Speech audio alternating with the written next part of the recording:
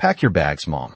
You've done enough, my son said, as if he were asking me to pass the salt instead of asking me to leave the only home I had known for over 30 years. I didn't argue. I didn't raise my voice.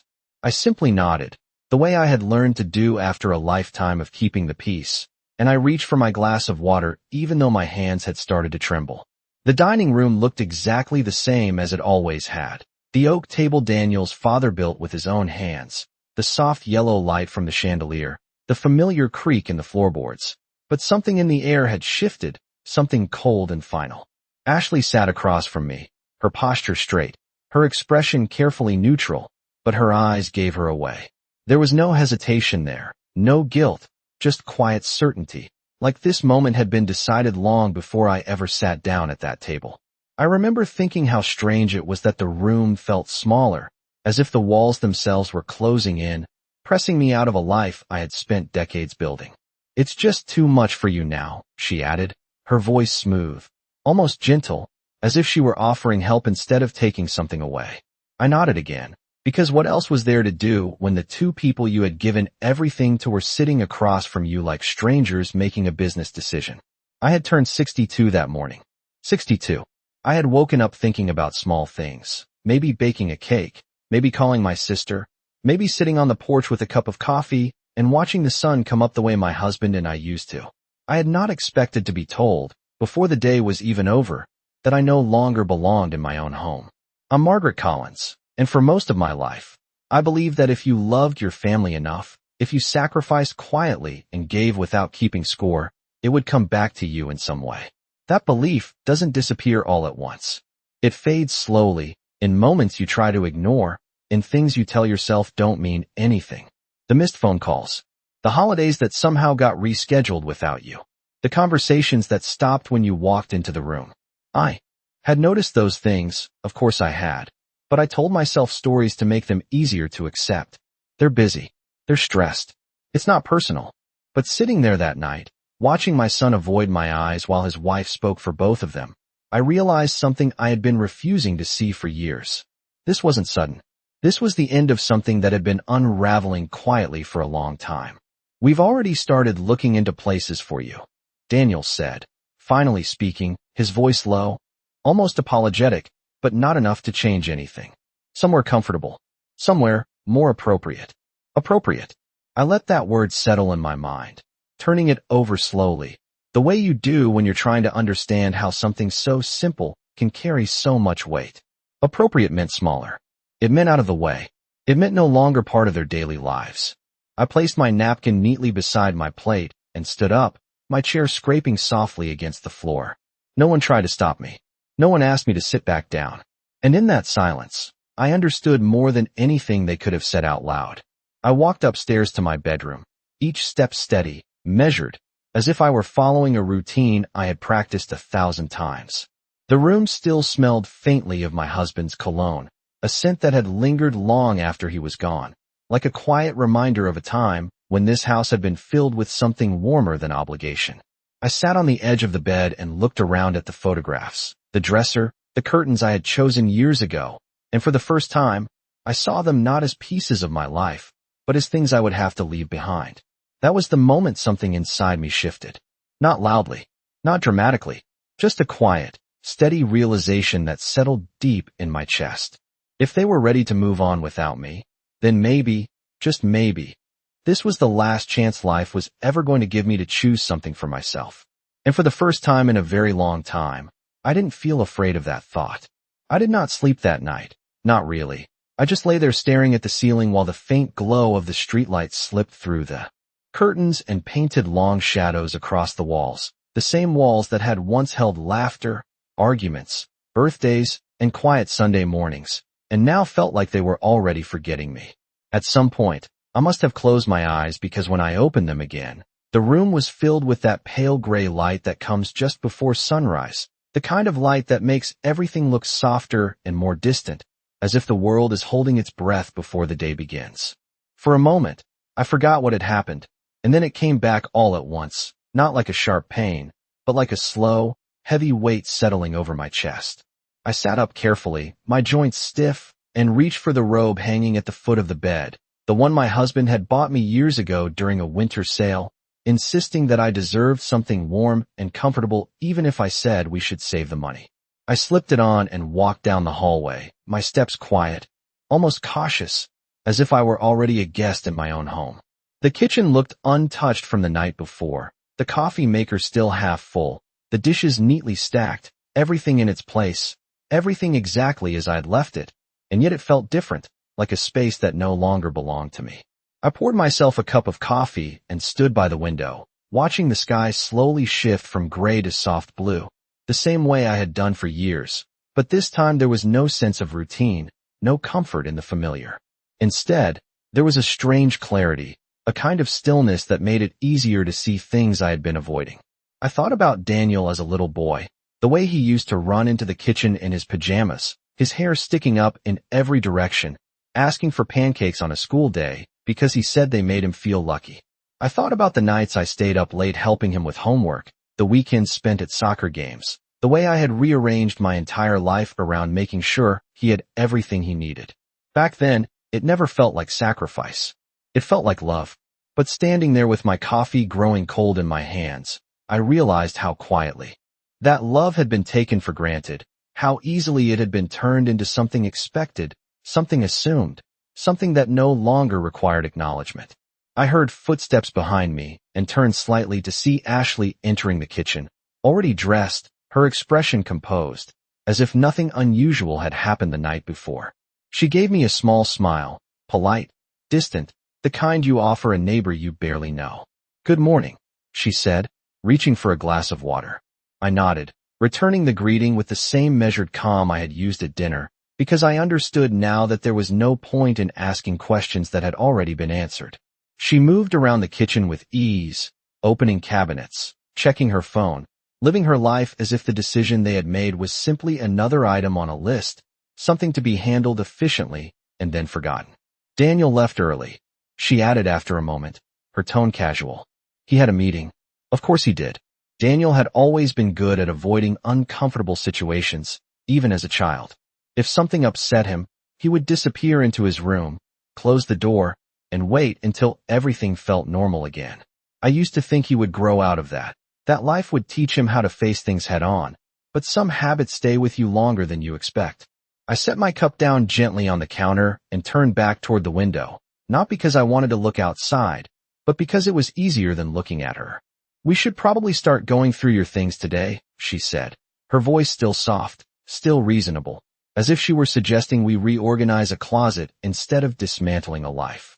I nodded again, the motion automatic, and for a brief moment, I almost slipped back into the version of myself that would have agreed, that would have thanked her for helping, that would have made this easier for everyone else.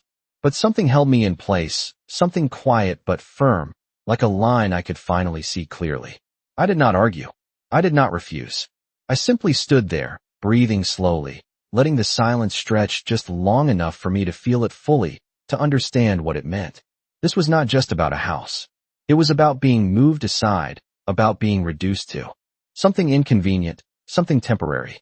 And for the first time, I allowed myself to consider a different possibility, one that felt unfamiliar and slightly unsettling, but also strangely steady. What if leaving was not the end of something, but the beginning of something they could not control? What if, instead of shrinking to fit the space they were offering me, I chose a path they had never imagined? I picked up my coffee again, took a small sip, and felt the warmth spread through me, grounding me in a way I had not expected. Ashley said something else, but I barely heard it, because my thoughts had already shifted somewhere else, somewhere quieter, more deliberate. For years, I had lived my life around what was best for everyone else. Maybe now, for the first time, I would find out what it meant to live differently. I went upstairs later that morning and opened my closet, standing there longer than I needed to, not because I did not know what to take, but because I realized I had never really thought about what belonged to me and what simply existed around me. The dresses were still hanging in careful rows, organized by color the way I had always kept them, blouses pressed, shoes lined neatly along the bottom shelf, everything in order, everything reflecting a life built on routine and quiet discipline. I reached out and touched the sleeve of a navy blue dress I had worn to Daniel's college graduation, remembering how proud I had felt that day, sitting in the stands under the summer sun, watching him walk across the stage, convinced that every sacrifice had been worth it. Back then, I believed that moments like that were the beginning of something, not the peak. I let my hand fall and stepped back, taking in the room as a whole, noticing things I had not paid attention to before, like how much of it had been shaped by other people's needs, other people's preferences, other people's lives. Even the guest room down the hall had slowly become Ashley's storage space over the past year, boxes appearing one by one, small changes that I had accepted without question because they seemed harmless at the time. I began pulling out a suitcase from the top shelf, the same one my husband and I had used for road trips years ago, and set it on the bed, the sound of the zipper loud in the quiet room. I did not rush. I folded each item carefully, placing it inside with a kind of deliberate calm that surprised even me, as if I were preparing for a trip I had chosen rather than a departure that had been decided for me. After a while, I paused and looked around again, this time with a different kind of awareness, not of what I would miss, but of what I no longer needed to carry with me. Downstairs, I could hear Ashley moving through the house, the faint sound of cabinet doors opening and closing, her voice occasionally drifting in as she spoke on the phone, her tone light, almost cheerful, as if she were discussing something routine, something that did not involve the quiet dismantling of another person's life. I closed the suitcase halfway and sat on the edge of the bed, letting my hands rest in my lap, feeling the weight of the moment settle into something steadier, something clearer. For the first time, I allowed myself to ask a question I had avoided for years, not because I did not know the answer, but because I was not ready to face it. When had I stopped being seen in my own home? It had not happened all at once. It had been gradual, almost invisible, a shift that took place in small decisions and quiet exclusions. The holiday plans I was informed about instead of included in. The furniture that was rearranged without asking me. The conversations that moved around me instead of through me. Each moment on its own had been easy to dismiss, easy to explain away, but together they formed something undeniable, something that now stood clearly in front of me. I stood up again and walked over to the dresser, opening the top drawer where I kept old photographs, letters, small things that carried more meaning than their size suggested. I picked up a picture of Daniel as a child, missing his front teeth, smiling wide, his arm wrapped tightly around me, as if I were the center of his world. I studied his face for a long moment, searching for something familiar, something that connected that boy to the man who could sit across from me and ask me to leave without meeting my eyes. I did not feel anger. Not yet. What I felt was something quieter, something deeper, a kind of understanding that settled slowly, like dust after a long disturbance. People change, I thought, or maybe they simply reveal who they have always been when the circumstances allow it. I placed the photograph back in the drawer and closed it gently, the soft click echoing faintly in the room. By the time I zipped the suitcase shut, the decision had already been made, though no one else in the house knew it yet. I was not just packing to leave. I was deciding how I would leave, and more importantly, who I would be when I did. Downstairs, Ashley called my name, her voice carrying up the staircase, asking if I needed help, and I almost smiled at the irony of it, at the timing, at the way concern could sound so convincing when it came after the decision had already been made. I picked up the suitcase and walked toward the door, my steps steady, my posture straight, feeling something unfamiliar settle into place inside me, something that had been there all along but had never been given the space to grow. I did not know exactly what I would do next, but for the first time in a very long time, I knew one thing with complete certainty. Whatever came next would be my choice. I carried the suitcase down the stairs slowly, not because it was heavy, but because each step felt like it was marking the end of something I had spent decades believing would last the rest of my life, and I wanted to feel every part of it clearly, without rushing past it the way I had rushed past so many other moments that should have meant more. Ashley was standing in the kitchen when I reached the bottom, her phone still in her hand, her expression shifting slightly when she saw the suitcase, as if the reality of it had only just become real to her, even though she had been the one to suggest it in the first place. "You packed already?" she asked, a small crease forming between her eyebrows, not quite concern, not quite surprise, something in between that did not reach her eyes. I nodded and set the suitcase by the door, my movements calm, deliberate, as if I were following a plan only. I understood. I thought it would be easier to get it done early, I said, my voice steady. Even the same tone I had used for years whenever something needed to be handled without creating tension. She hesitated for a moment, then gave a small nod, as if that explanation fit neatly into whatever version of the situation she had created in her mind. Daniel will be back later, she said, glancing at the clock on the wall. We can talk about next steps then.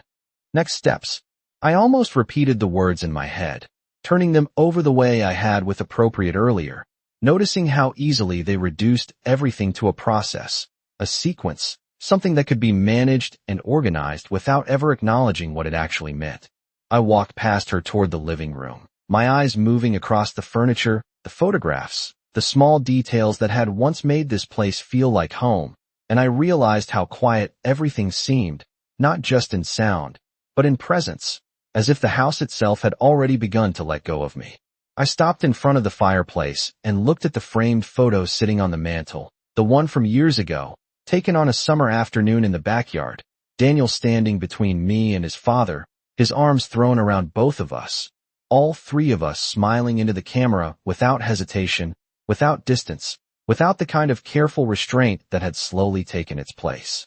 I reached out and picked up the frame, holding it for a moment, feeling the smooth glass under my fingers, and I wondered, not for the first time, when that ease had started to disappear. It had not been sudden. It had been small things at first, things that were easy to overlook. Ashley suggesting changes to the house that made more sense for their lifestyle. Daniel agreeing without asking my opinion, even when those changes affected the way I lived. Rooms being repurposed, traditions quietly set aside, decisions made in conversations I was no longer part of. Each time, I had told myself it was natural, that families evolve, that I needed to be flexible, that holding on too tightly would only create conflict. I had believed that making space for them would keep us close. But standing there now, holding that photograph, I understood something I had not allowed myself to see before. The space I had made had not brought us closer. It had simply made it easier for them to move me out of the center entirely.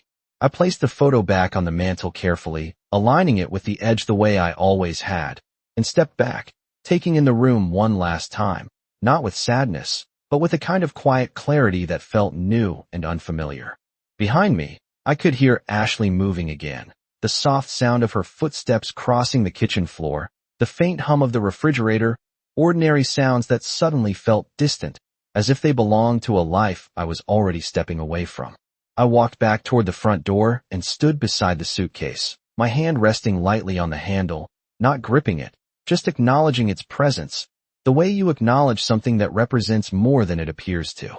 I thought about everything I had done to keep this family together, the compromises, the patience, the quiet adjustments that had seemed so small at the time, but had added up to something much larger, something that had shaped the way I existed in my own home. And then I thought about the way it had ended, not with an argument, not with a moment of open conflict, but with a calm, measured conversation that had left no room for negotiation, no space for me to remain. It would have been easier, I realized, if there had been anger, if there had been harsh words or raised voices, something I could point to and say this is where it broke. But this was different. This was quiet.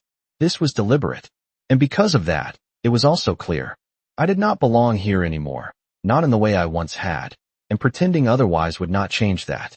The realization did not hurt the way I expected it to. It settled instead, firm and steady, like a foundation being laid after everything else had been cleared away. I reached for the doorknob and paused for a brief moment, not out of hesitation, but out of acknowledgement, a silent recognition of everything that had led me to this point. Then I opened the door, stepped outside, and closed it gently behind me, the sound soft but final, like the end of a chapter one no longer needed to revisit. I did not look back as I stepped off the porch, not because I was trying to be strong, but because I already understood that whatever I might see behind me would not change what had already been decided. And there was something quietly powerful in choosing not to give that moment any more weight than it already carried. The air outside felt different, cooler, sharper, as if the world itself had shifted slightly now that I was no longer standing inside those walls, and I took a slow breath, letting it fill my chest, grounding myself in something simple and real. My car was parked at the end of the driveway, exactly where I had left it the day before, a small, ordinary detail that suddenly felt significant, like a reminder that not everything in my life had been rearranged without my consent. I placed the suitcase in the trunk carefully, closing it with a soft click, and stood there for a moment, my hand resting on the edge of the car, considering where I would go next. For years, my days had been structured around the needs of others, around schedules and expectations that did not require me to ask that question.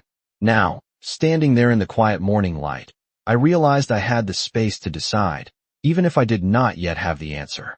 I got into the driver's seat and started the engine, the familiar hum steady beneath me, and pulled out of the driveway without hesitation, the house growing smaller in the rearview mirror until it disappeared entirely from sight.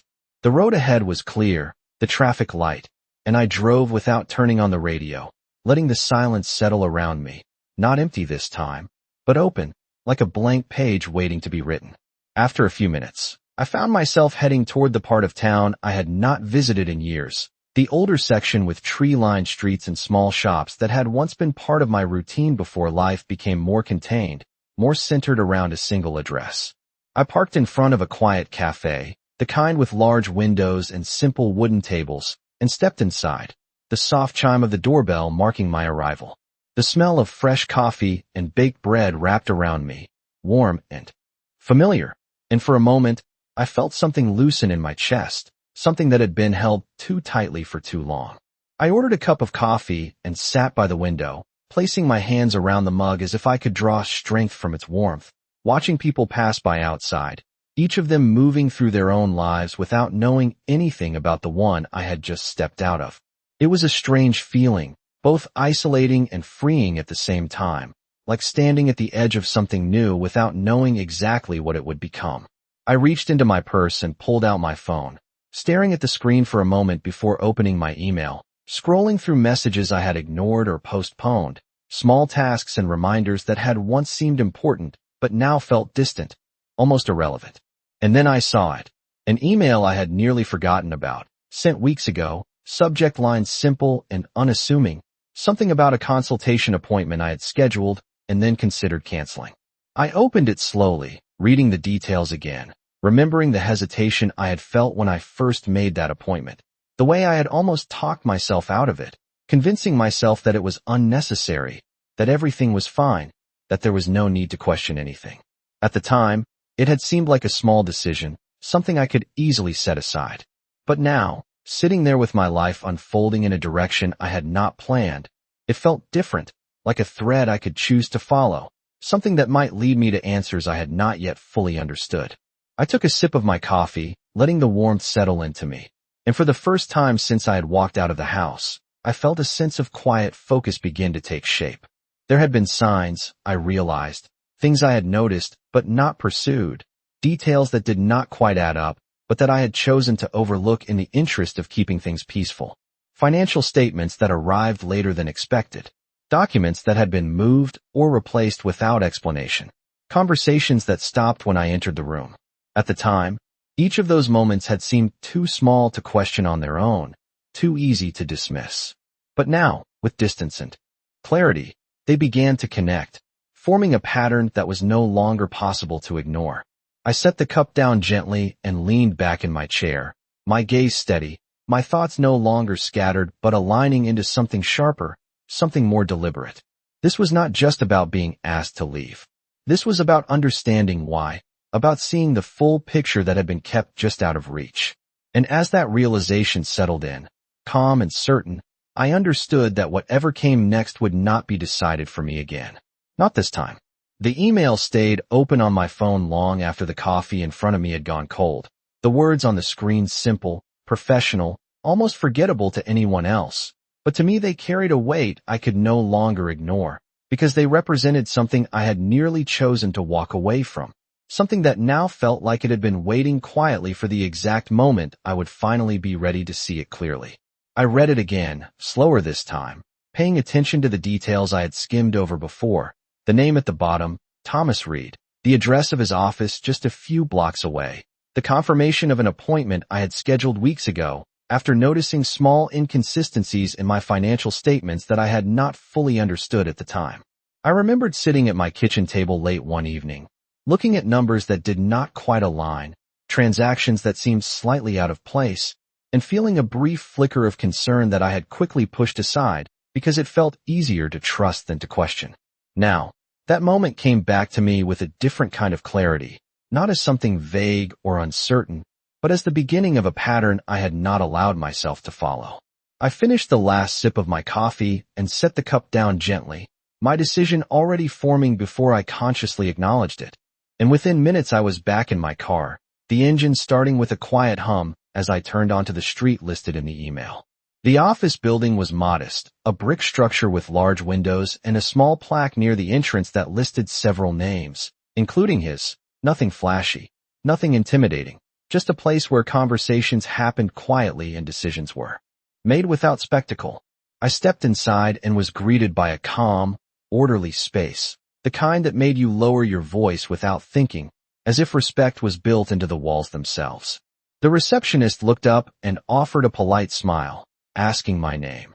And within moments I was shown into a small office where a man in his early 60s stood as I entered, his posture straight, his expression attentive without being intrusive. "Margaret Collins," he said, extending his hand, his tone measured, steady, the kind of voice that suggested he was used to listening carefully before speaking. I nodded and took the seat across from him, placing my purse on my lap, my movements composed, even though I could feel something shifting beneath the surface, something that had been building quietly, now moving into focus. "You mentioned in your email that you had some concerns about your accounts," he said, opening a folder on his desk, his eyes scanning the documents inside. I watched him for a moment, noting the way he approached the information, not with urgency, but with precision, as if he understood that clarity mattered more than speed. I reached into my purse and handed him the statements I had brought with me, the same ones I had looked at weeks ago without fully understanding what they might mean. And as he reviewed them, the room seemed to grow quieter, the kind of silence that carries weight because something important is about to be said. He did not speak immediately. Instead, he turned a few pages, made a small note, then looked up at me with an expression that was calm, but no longer neutral. "Mrs. Collins," he said, his voice still steady, but now carrying a different tone, one that suggested careful consideration.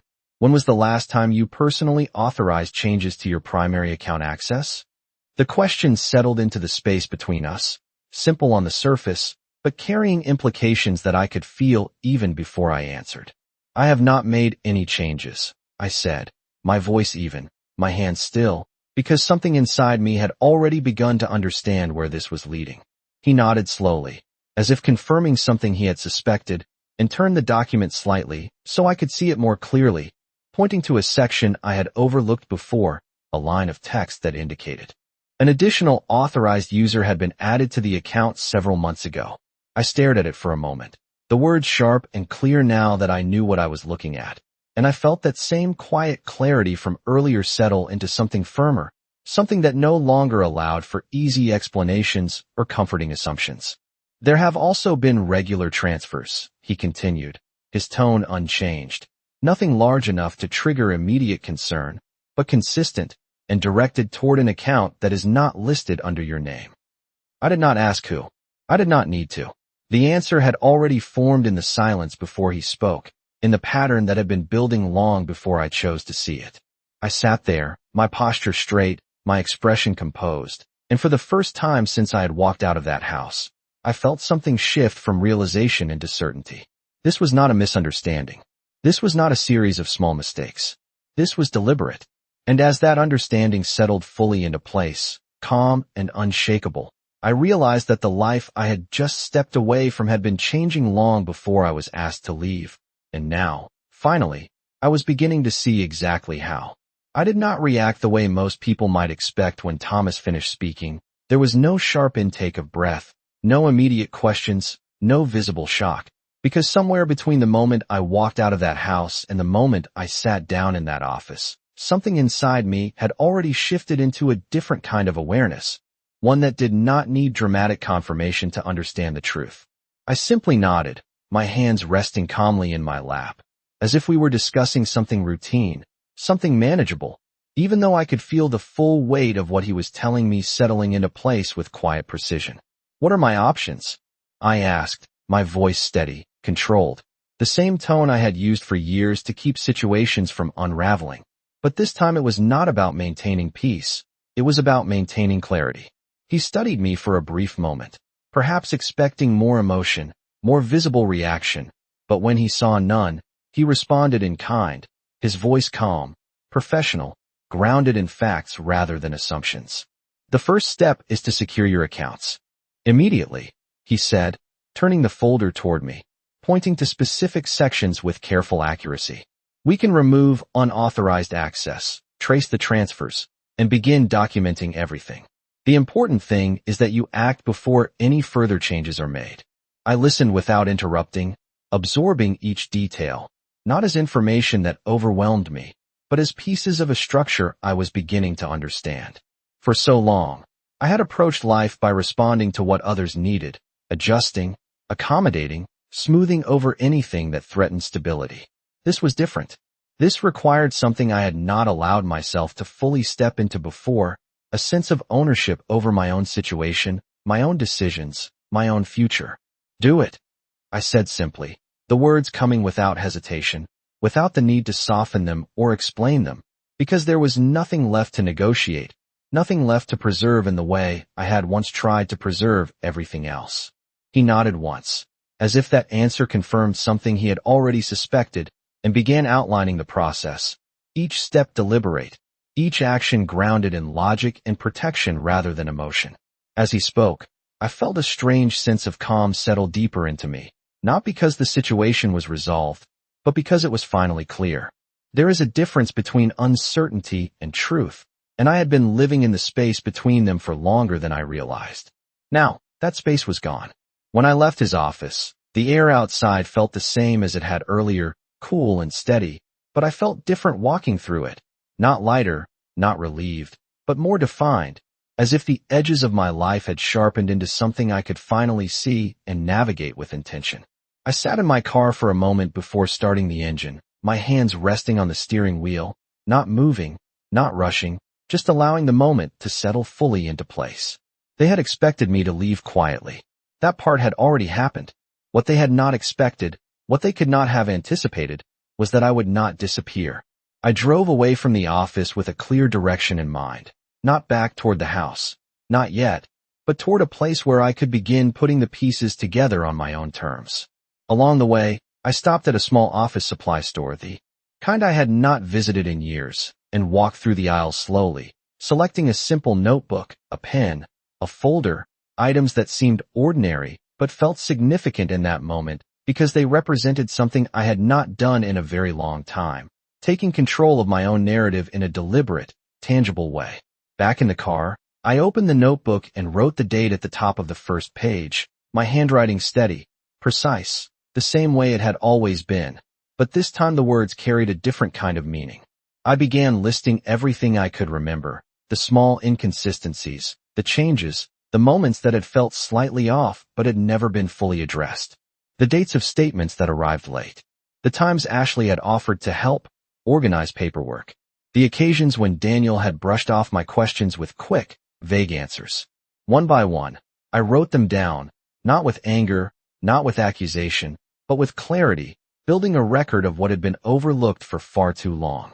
By the time I closed the notebook, the sun had shifted higher in the sky, the light stronger now, more direct, and I realized that for the first time in years, I was not reacting to what was happening around me. I was preparing for what would happen next, and that difference, quiet as it was, changed everything.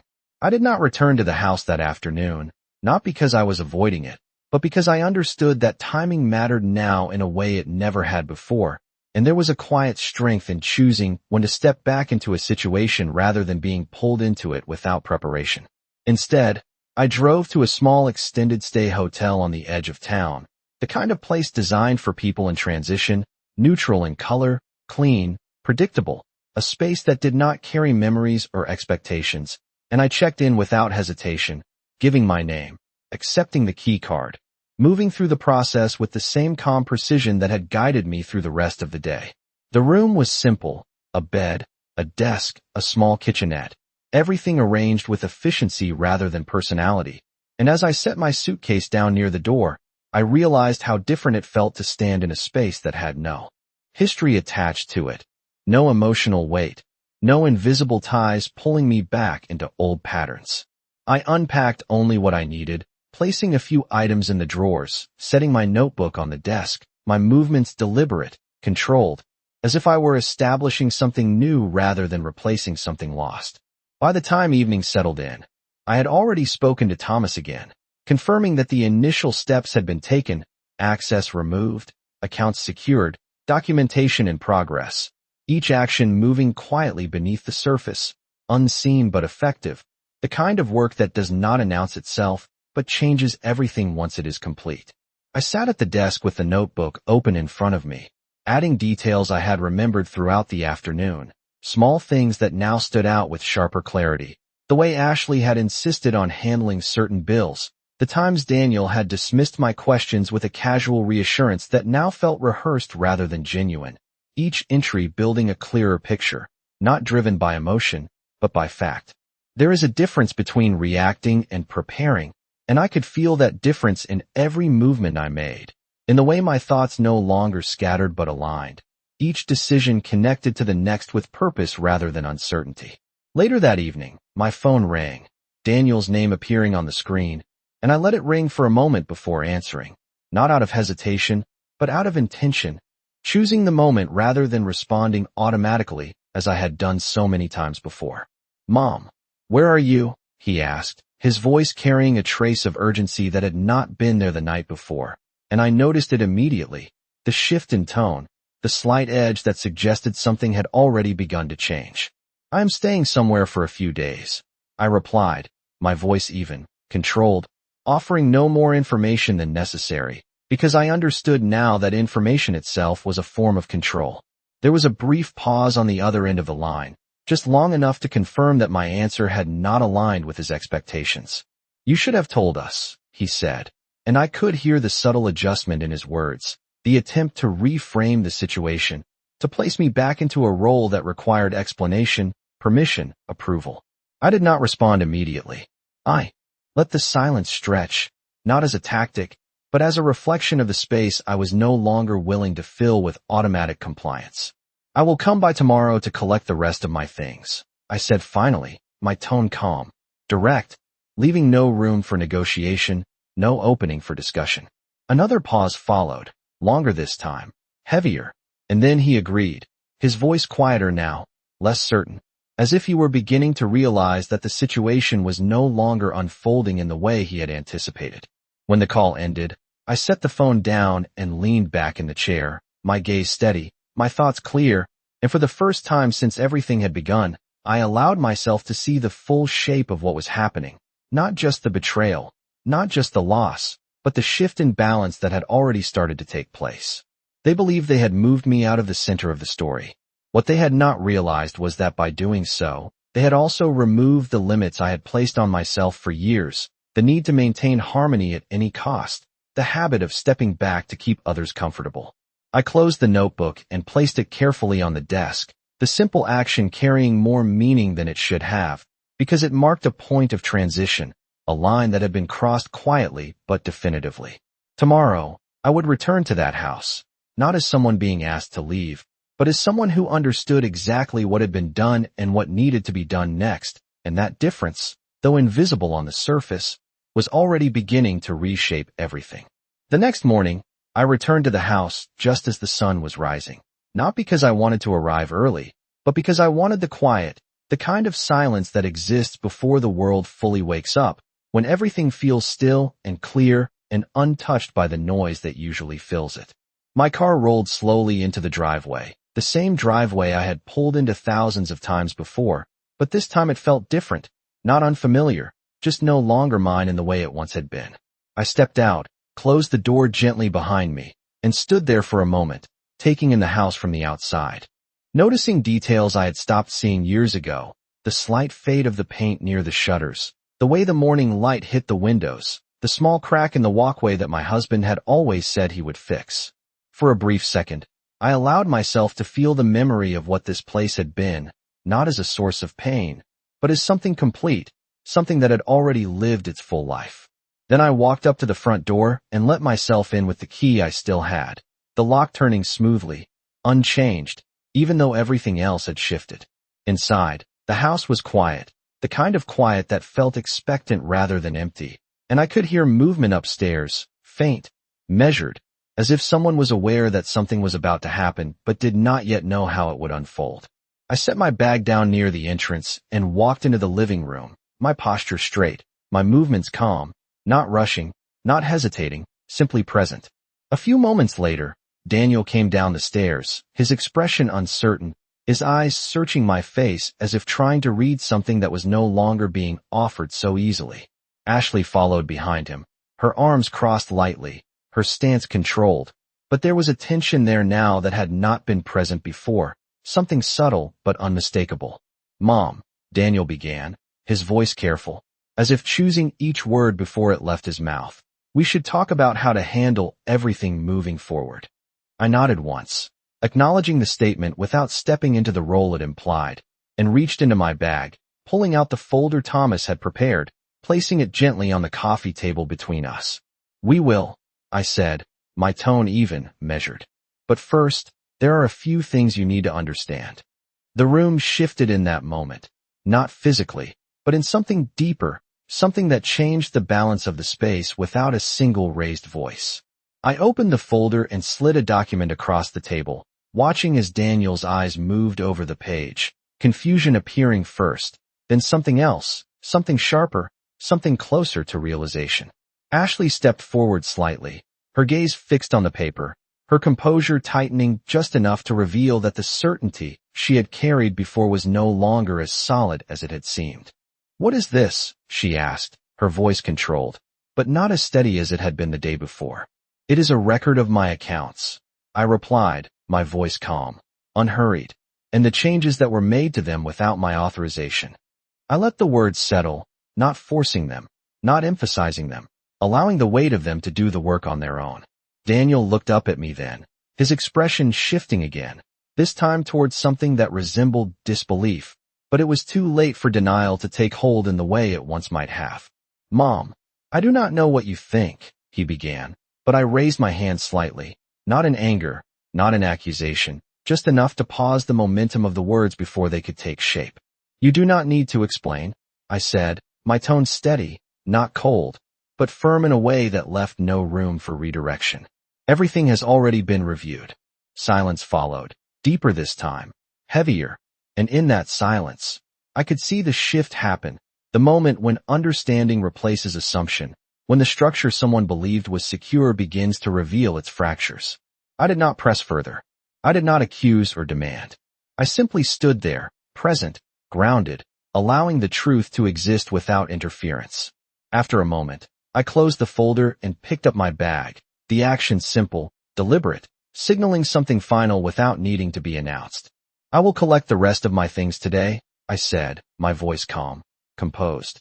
"And after that, you will not need to make any more decisions on my behalf."